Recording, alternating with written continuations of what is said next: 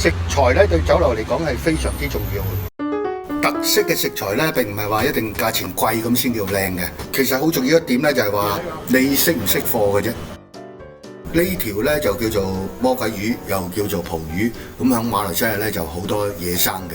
但係咧有啲品種咧就有啲特別嘅味道，所以通常咧都係用啲咖喱粉嚟醃咗佢，然之後我哋燒香佢嚇，咁啊辟咗嗰啲特別嘅味道去。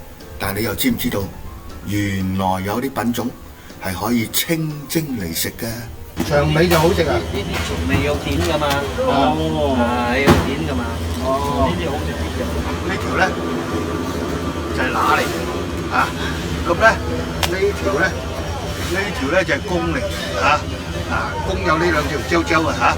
建議咧食就食乸嚇，咁同埋咧就唔好咁大條嚇，呢條2K幾嚇，蒸又得，炆又得，焗又得，哇靚啊！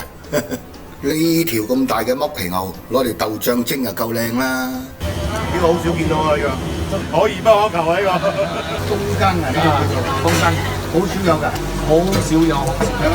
淨係得馬來西亞、印尼三角地帶睇到嘅啫。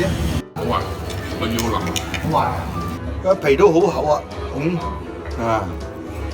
好少人去睇，跟住琴日翻下睇。專享大馬特色美食嘅星廚試宴，2025年7月初啟航試宴。